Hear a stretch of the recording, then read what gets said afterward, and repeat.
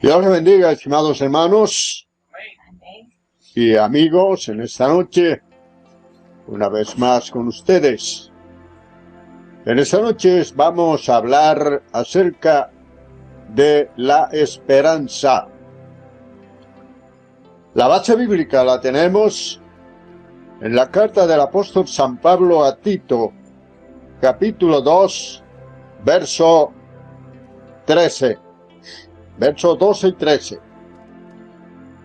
Y dice allí claramente: aguardando la esperanza bienaventurada y la manifestación gloriosa de nuestro gran Dios y Salvador Jesucristo. Aguardando. Cuando hablamos de aguardar, es porque estamos esperando algo que está por venir. ¿Qué es lo que nosotros aguardamos? La esperanza bienaventurada. Cuando hablo de bienaventuranza, del griego Macario, significa feliz, dichoso, prosperado.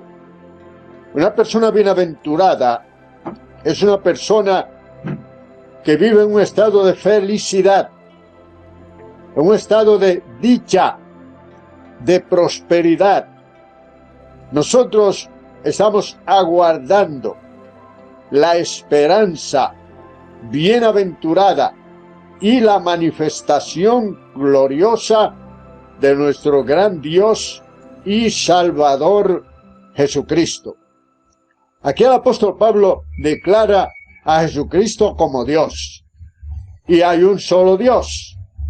Romanos capítulo 9, allá en el verso 5, hablando de Cristo, dice: de quienes son los patriarcas, de los cuales según la carne vino Cristo, el cual es Dios sobre todas las cosas, bendito por los siglos de los siglos. En el capítulo 3 de la primera carta del apóstol Pablo a Timoteo, verso 16, dice: grande es el misterio de la piedad. Dios fue manifestado en carne, justificado en espíritu, visto de los ángeles, predicado a los gentiles, creído en el mundo y recibido arriba en gloria. De manera que Jesucristo es Dios, y aquí lo está presentando el apóstol Pablo como lo que es, como el Dios todopoderoso. Dios es nuestro amparo y nuestra fortaleza. En Él tenemos esperanza, aguardando la esperanza. ¿Qué es la esperanza?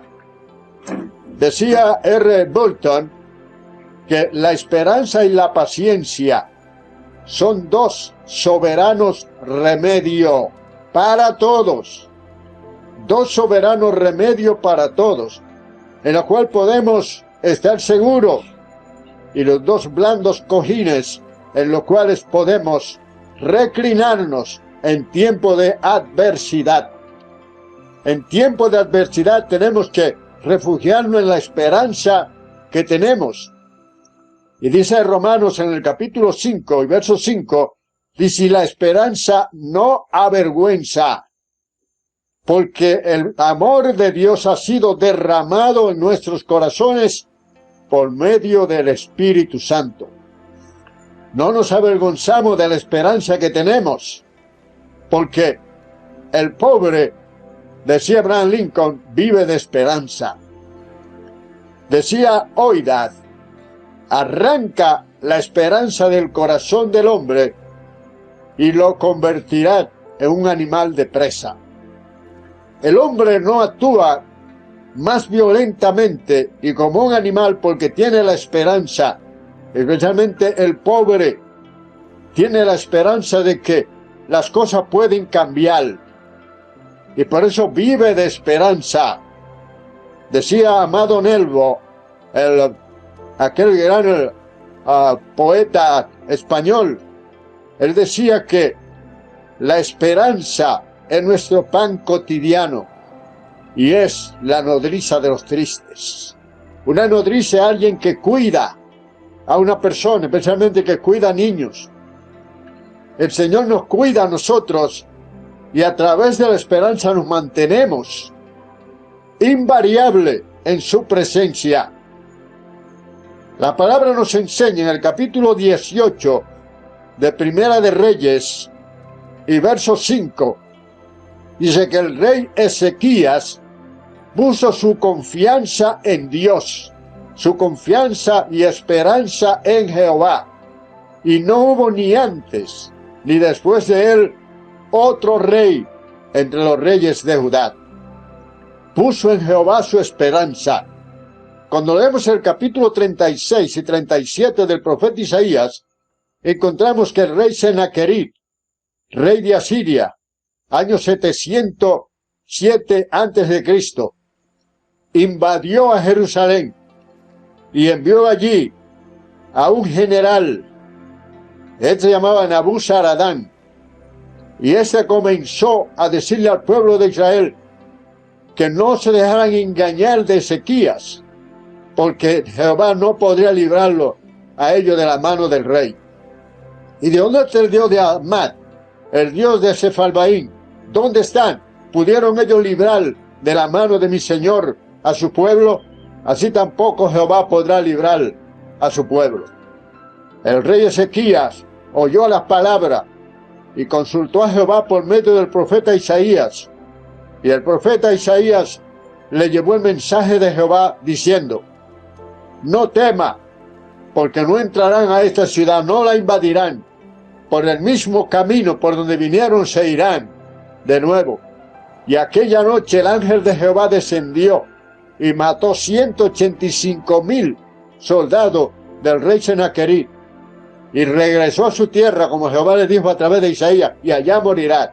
Allá se rebelaron sus propios hijos cuando entró a adorar en el templo de Nicrot, que era su dios, una estatua, un ídolo, y sus hijos se rebelaron y lo mataron, y Heradón, su hijo, heredó el trono, y ellos huyeron a la tierra de Ararat, cerca de Rusia, porque Jehová habló defendiendo a un hombre que puso su confianza en Jehová. ¿En quién está nuestra esperanza? Dice el Salmo 9, allá en el verso 18, dice: porque no será para siempre olvidado el justo, ni la esperanza del menesteroso perecerá perpetuamente. El Señor tiene algo para nosotros los que esperamos. Estamos esperando la venida del Señor. Mientras tanto que aguardamos con esa esperanza bienaventurada su venida, sea su nombre glorificado, entonces tenemos esa esperanza firme, bien firme. Decía Cowley que la esperanza es el único remedio barato y universal para todos los males que sufre el hombre. El hombre sin esperanza realmente es una bestia salvaje, porque si no hay esperanza de que las cosas van a cambiar, entonces los que están abajo, los que no tienen nada, el desespero llegará. Y esperanza es mantenerse uno a tono con Dios, aún en medio de las adversidades. La esperanza es lo último que se pierde. Cuando Pablo iba rumbo a Roma en el barco, iba con él el doctor Lucas, el autor del libro de los Hechos, el historiador de la iglesia primitiva, el libro de los Hechos. En el capítulo 27 y verso 20 de ese libro, la tempestad que lo arropaba en la mar era tan grande que dijo Lucas que habían perdido la esperanza de salvarse. Pero el que espera a Jehová, Jehová nunca llega tarde. Esa noche llegó el ángel de Jehová y le dijo: no tema, porque tendrá que ir a Roma y testificar frente al César. A Roma irá, y te he concedido la vida de todos aquellos que están navegando contigo en la barca. ¿Y cuánto iban? Iban alrededor de 276 personas, según el verso 37 del capítulo 20 del libro de los Hechos. 276 personas iban en el barco, Y cuando hoy tenían 14 días sin comer nada, azotados, sin ver ni estrella ni sol, Pablo les decía, coman, porque el ángel de Jehová, de quien soy y de quien sirvo, el ángel de Dios, ha estado conmigo esta noche y me ha dicho que llegaré a Roma, testificaré ante César y me ha concedido también la vida de todos ustedes. Así que coman, porque ni un cabello de ustedes perecerá. Eso es mantener la esperanza en medio del desasosiego, en medio de las dificultades. Eso es lo que significa esperanza. Decía Bush, y también lo repetía Alexander Pope, el francés. Él decía, bienaventurado los que no esperan nada de nadie, porque nunca serán engañados. El que no esté esperando nada, nunca se va a desengañar ni será engañado. La esperanza, te llama algo Tulio Cicerón, el sabio romano, que la esperanza, el enfermo la tiene, mientras le dura la vida, le dura la esperanza. Porque mientras el espíritu está en la carne, hay esperanza de que ocurra un milagro, o que haya una reacción positiva para el enfermo.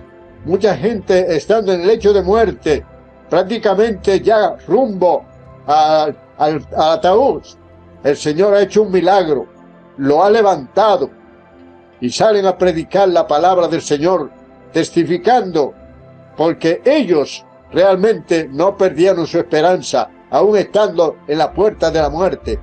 Dice el Proverbio capítulo 14 y verso 32, dice allí claramente, el impío por su maldad será lanzado, mas el justo en la muerte tiene esperanza. Aquel que no tiene a Cristo, cuando muere, realmente pereció su esperanza. Pero el que tiene a Cristo, en la muerte tiene esperanza. Eso nos enseña la palabra del Señor en el capítulo 4 y verso 13 de la primera carta del apóstol San Pablo a los tesalonicenses. Porque no quiero, hermano, que ignoréis acerca de los que duermen, para que no os entristezcáis como aquellos que no tienen esperanza. Aquellos que duermen, Pablo está hablando de los que habían muerto, pero habían muerto en Cristo y tenían la esperanza de resucitar, como dice el verso 16 del capítulo 4 de Primera Tesalonicense, porque el mismo Dios, con voz de mando, con voz de arcángel y con trompeta de Dios, descenderá del cielo, y los muertos en Cristo resucitarán primero, y nosotros los que vivimos, los que hayamos quedado, seremos arrebatados juntamente con ellos para recibir al Señor en el aire, y así estaremos siempre con el Señor. Esa es la esperanza que tiene aquel que ha aceptado a Cristo como Salvador, que ha abrazado la fe cristiana. Ese realmente aguarda la esperanza bienaventurada y la manifestación gloriosa de nuestro gran Dios y Salvador Jesucristo. Decía Severo Catalina, la esperanza es un árbol en flor que se mueve, se mece dulcemente al soplo de las ilusiones. Es un árbol en flor que se mueve, se mece dulcemente al soplo de las ilusiones. Pero lo de nosotros es una ilusión, es una realidad, porque estamos esperando a nuestro Señor Jesucristo tal y como se fue.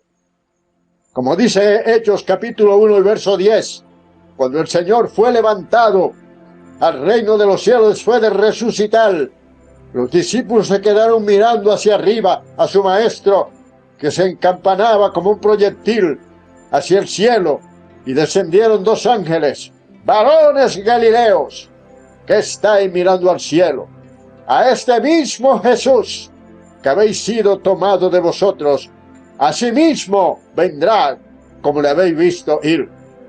En el Salmo 62 y verso 5, el salmista dice, alma mía, reposa en Dios, porque en Él está mi esperanza.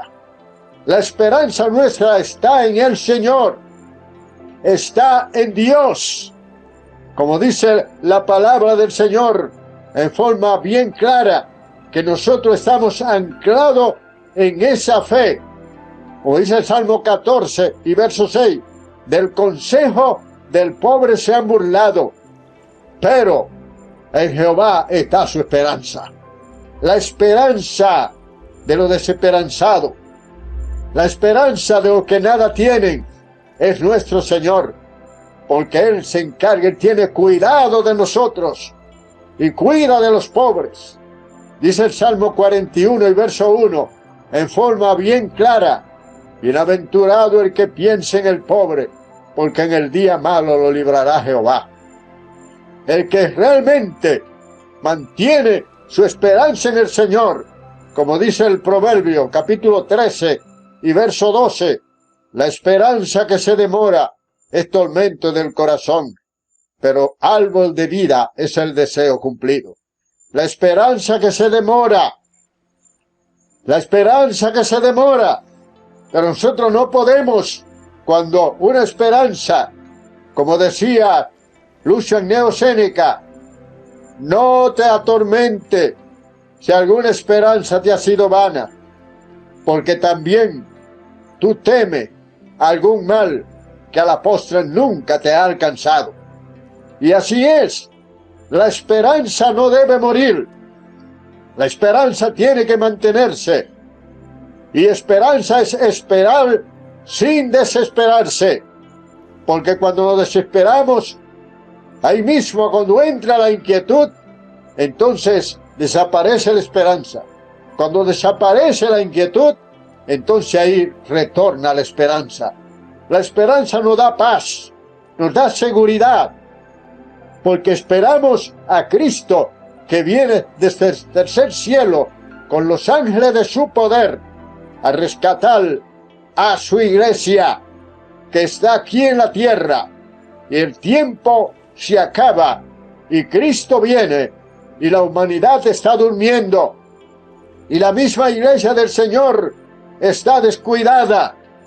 Cuando comenzó la pandemia del coronavirus o COVID-19, todo el mundo pensaba que las iglesias se iban a reventar, llenas de gente, porque la gente, aleluya, la gente estaba tirado en la calle hasta de rodillas y haciendo procesiones por toda parte y orando y clamando, y cualquiera pensaba que ahora las iglesias se iban a llenar, y ha sido todo lo contrario. La gente se ha acomodado en sus hogares por el hecho que la iglesia tuvieron cerrada muchos meses, se descuidaron en sus hogares y por eso realmente han perdido la esperanza y por eso están aislándose cada día del Señor y perdiendo la esperanza. Pero la esperanza, la tribulación trae prueba, la prueba trae paciencia, la paciencia trae esperanza y la esperanza no avergüenza. No avergüenza. Se van a avergonzar los que no tienen esperanza, pero la esperanza no nos avergüenza a nosotros, porque el amor de Dios ha sido derramado en nuestros corazones por el Espíritu Santo que nos fue dado. El Espíritu Santo viene hacia nosotros para avivar el fuego de Dios en nuestros corazones, para impartir los dones espirituales, que son muchos. Primera de Corintios capítulo 12 del verso 7 al 12 dice que el Espíritu reparte palabra de sabiduría, palabra de ciencia, don de fe, operación de milagro, don de sanidad divina, don de profecía, diversos géneros de lengua e interpretación de lengua. Nosotros tenemos que buscar los dones del Espíritu y sobre todo los frutos del Espíritu, mientras la esperanza dura. Gálatas capítulo 5, verso 22, dice: el fruto del Espíritu es gozo, amor, paz, benignidad, fe, bondad y temperancia, dominio propio. Esos son realmente los frutos del Espíritu, que los reciben aquellos que tienen su esperanza anclada en el Señor. Y yo anhelo más los frutos del Espíritu que los dones, porque el ser humano en su vanidad quiere dones. Y muchas veces oramos, y al Señor, auméntame la fe. Pero es para nosotros ver cosas materiales.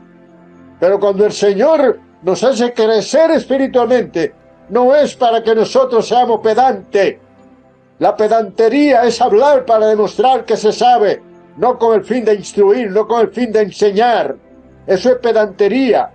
Y el cristiano no es pedante, el cristiano habla con el propósito de instruir, de enseñar. Como dice el apóstol San Pablo, que debemos instruir a hombres fieles e idóneos para que a su vez ellos instruyan también a otros. El Señor está mediando por nosotros con el Padre. Él es el mediador. Primera de Timoteo capítulo 2 y verso 5, el apóstol dice, porque hay un solo Dios y un solo mediador entre Dios y los hombres, Jesucristo hombre. Es el único que está mediando por aquellos que tienen su esperanza, su fe, su confianza depositada en nuestro Señor y Salvador Jesucristo, porque no hay salvación en ninguna otra parte.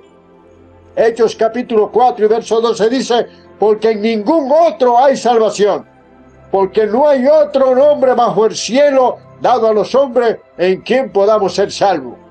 No es en San Pablo, no es en San Marcos, no es en María, no es en José, no es en Pablo, no es en Pedro, no es en Jacobo, no es en Santiago, es en Cristo, el único que fue crucificado y derramó su sangre para limpiarnos de todo pecado. Como dice Primera de Juan capítulo 1 y verso 7, porque si andamos en luz, como Él está en luz, tenemos comunión los unos para con los otros, y la sangre de Jesucristo, su Hijo, nos limpia de todo pecado, no de alguno, de todo pecado. Termino citando Apocalipsis, capítulo 12, y versos 7 al 12. Dice que hubo una gran batalla en el cielo. Luchaban Miguel y sus ángeles, y el dragón y sus ángeles. El dragón es el diablo. Y luchaban en el cielo. Y dice que los ángeles que estaban con el arcángel Miguel pudieron más que el dragón y sus demonios, y lo arrojaron fuera. Y decía en el cielo, gloria a Dios, porque ha sido arrojado fuera el acusador de los hermanos, que lo acusaba día y noche delante de Dios. Pero ellos le han vencido por medio de la sangre del Cordero. Por medio de la sangre de Cristo vencemos a Satanás y nos mantenemos en la esperanza bienaventurada de nuestro gran Dios y Salvador, Jesucristo. Dios le bendiga, Dios le guarde, y será hasta una próxima. Su hermano Gabriel Beltré, del Concilio de Damasco, desde la Ermita Moca, República Dominicana.